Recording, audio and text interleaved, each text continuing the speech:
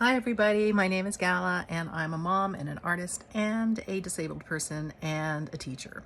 And today I'm going to teach you a little bit about trauma. So people who have trauma in early childhood, they often are diagnosed with the ACEs questionnaire. The ACEs questionnaire stands for Adverse Childhood Events. And so in that, it's a series of 10 questions and you can find it online, and it asks you, about bad things that happened. And basically I can score a perfect 10 on that questionnaire. And it's not anybody's fault. It's just the way life is.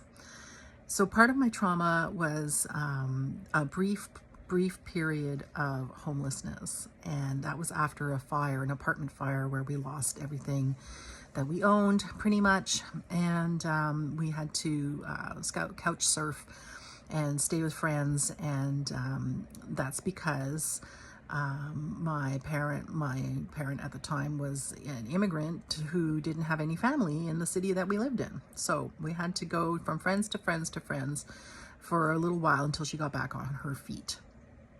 And it was maybe less than 3 months, but still it was a significant experience for me.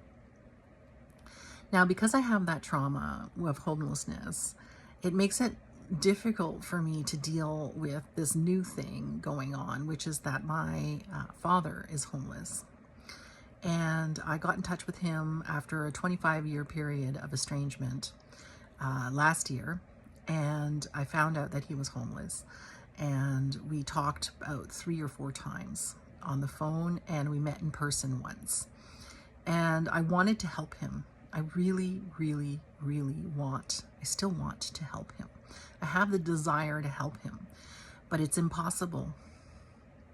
And so this is what I wanted to say. You can't help somebody who doesn't want help, who refuses all the help unless it comes in a specific way. And that's the difference. My father is homeless now in his old age, with his mental decline and all of his disorders. And he's just making it more and more difficult on himself. And he hasn't called just to talk. He hasn't called to reunite. He only does call when he needs money, which is a real need. And it's very, very different from the situation that I was in with my mother, where we were not disordered. We were just suffering from a bad circumstance, right? And she accepted the help that was there for her. And we got out of that circumstance and never went back into it. And I am conflicted because I still feel the pain of homelessness. I remember how it felt as a child, losing all my toys, And I imagine how my father must be feeling. But that's the lie. He's not feeling the way my 4-year-old self was feeling. He's not. He's his own person. So for me, I have to clarify that we're 2 different people with 2 different reactions, and our circumstances came about from 2 very different causes. So I'm out of touch with my father again because I don't have his phone number, because he didn't have a phone for a while, and he hasn't called me. He might have lost my phone number too, who knows? And this is a current source of pain.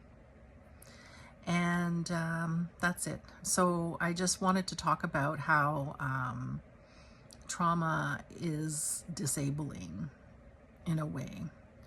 And it's a big topic, so I think I'm going to have to divide it up into chunks. Okay, that's it for now. Take care of yourself. I love you lots.